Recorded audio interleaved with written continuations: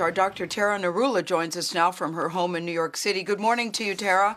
Really good to see you. Good morning, Gail. We are all craving, always nice to see you. We are all craving some kind of positive news. And it looks like maybe we're seeing it here in New York, where they say there are reports of a leveling off of hospitalization and deaths in this city. So what exactly does that mean? And what happens after an area starts to peak? Well, you heard the vice president, his words that this is going to be a week of heartache and hope. And I think that's how we're all feeling here. We're certainly seeing this leveling off of ICU admissions, hospitalizations, intubations, all of which is very encouraging. Whether we are at the peak or about to be at the peak, it's all good sign. However, it should not be taken as a sign to let up on those mitigation and social distancing efforts. Those are exactly what have gotten us to this point. And Dr. Fauci and Dr. Birx yesterday being very clear and saying if we continue with those aggressive mitigation efforts, we may not reach those estimates of 100,000 deaths in the United States that the models have predicted. So this is a time for Americans to understand that, hopefully we're moving in the right direction in New York. It's too early to claim victory, but we do need to keep up those hard efforts at social distancing.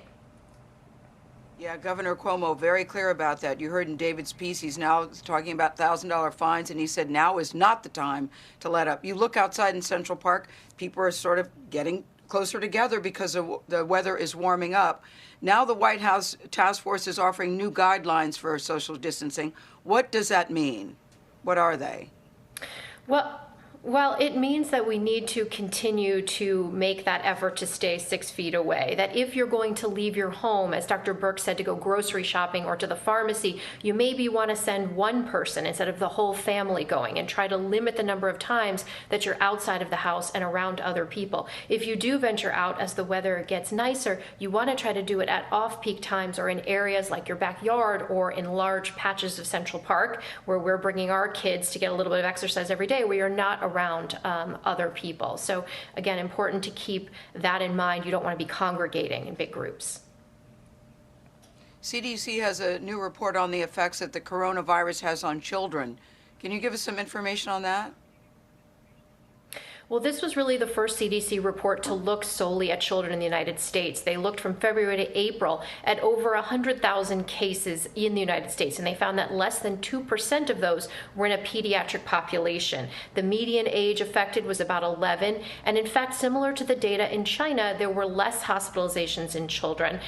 Children did have fever, cough, and shortness of breath, but to a lesser extent than in the adult population. So important to stress that while we see kids being hit less hard, they can still be affected. They are still hospitalizations. And in fact, there were 3 deaths in children that are being investigated as possibly related to COVID-19.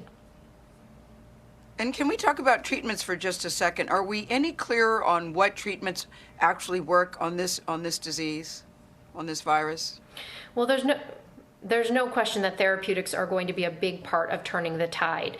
And when you look at what the main front runners are, it is the antiviral drugs, things like remdesivir, which we should have more data about this month, drugs like hydroxychloroquine and chloroquine that we've spoken extensively about, and then the antibody class of drugs. So this is similar to what we've discussed in terms of taking plasma from people who've been affected and giving it to others, but we would bioengineer these antibodies. Tara, thank you.